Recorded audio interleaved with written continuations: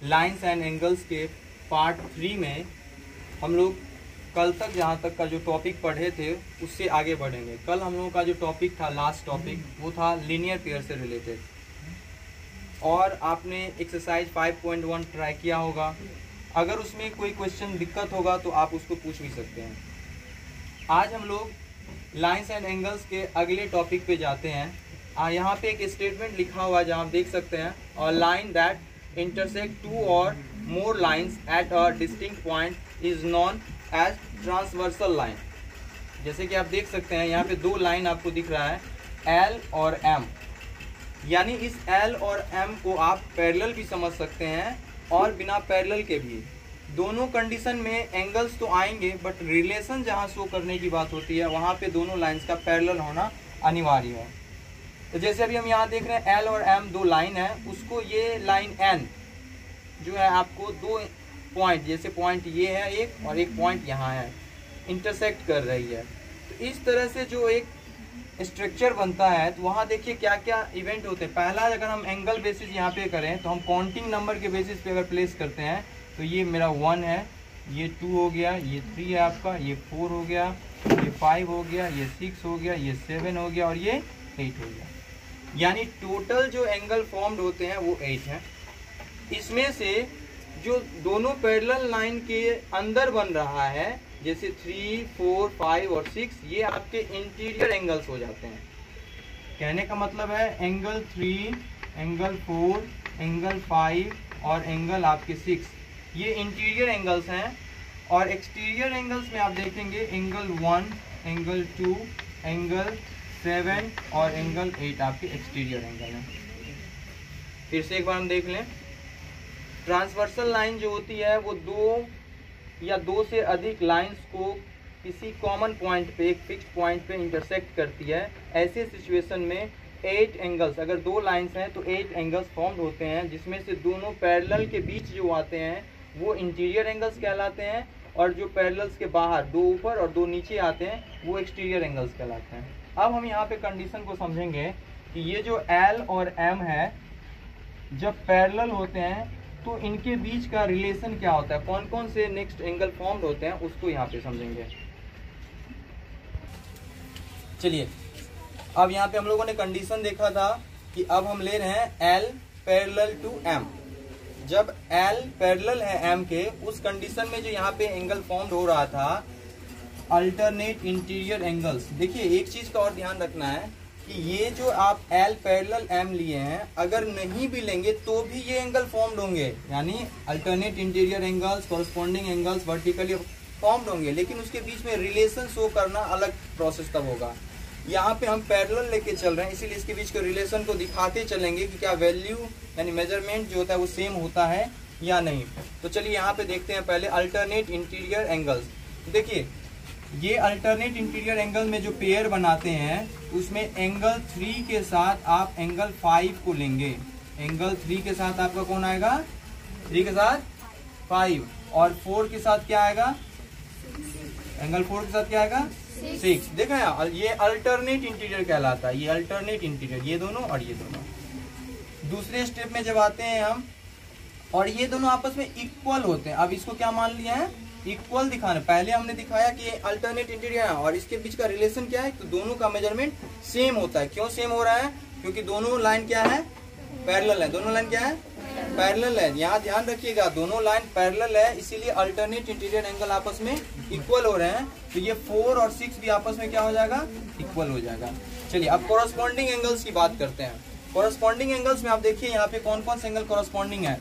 तो एंगल 1 और angle 5 corresponding हो गए, और इसके साथ एंगल 2 और एंगल 2 के साथ एंगल 6 आपके क्या हो गए, कॉरस्पॉन्डिंग हो गए। और इसके बाद क्या हो जाएगा, एंगल 4 और 4 के साथ क्या होगा, एंगल 8, ये भी आपके कॉरस्पॉन्डिंग होंगे। और फिर लास्ट स्टेप क्या होगा, एंगल 3 के साथ एंगल 7, एंगल 7, ये भी आपके क्या हो गए, कॉरस्पॉन्डिंग होंगे। अब पहले स्टेप में हमने देखा कि ये कॉरस्पॉन्डिंग एंगल्स है। अब दूसरे स्टेप में हम इसके बीच के रिलेशन को देखते हैं। रीजन क्या है कि दोनों लाइन क्या है, पैरेलल है। तो तब आप इसके बीच के रिलेशन को देखेंगे तो angle 1 equals to angle 5, angles 2 equals to angle 6, angle 4 equals to angle 8 और एंगल 3 इक्वल्स टू एंगल 7। ये मेरी बात समझ में आई? यानी हम लोग दो काम एक ही साथ करके चल रहे हैं। फर्स्ट वर्क हमारा ये था कि एल एम अगर लाइन है उसको जो एक ट्रांसवर्सल लाइन इंटरसेक्ट कर रही है तो ये सब कंडीशन होते हैं। दूसरा क्या है कि एल एम अगर पैरेलल है उस कंडीशन में क्या हो रहा है, तो दोनों चीज को हम लोग एक साथ लेके चल रहे हैं। तीसरा वर्टिकली अपोजिट।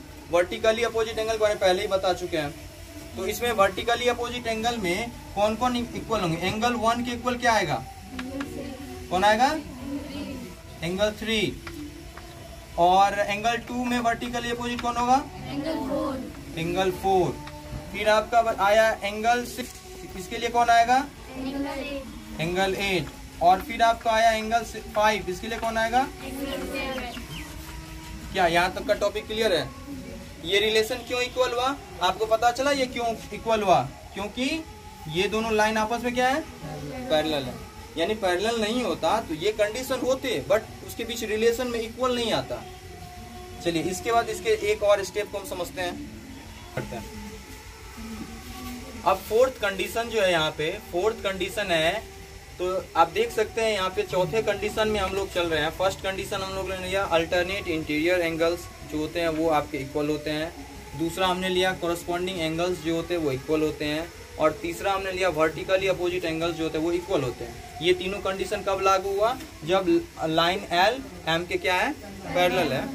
अब हम लोग क्या कर रहे हैं, अब चौथे कंडीशन पे आते हैं जहाँ पे है interior angles on the same side of transverse. देखिए ये ट्रांसवर्सल लाइन है ना, इसके से एक तरफ, तो जैसे अगर एक तरफ हम लेते हैं तो एंगल 4 और एंगल 5, फिर लेते हैं तो एंगल 3 और एंगल 6। यहाँ आप नोटिस कीजिए एक स्टेटमेंट यहाँ पे ये कहता है interior angles on the same side of transversal are supplementary. तो ये ईच पेयर के लिए हो गया। अगर ये दोनों के साथ ये कंडीशन होगा तो इस दोनों के साथ भी ये कंडीशन होगा।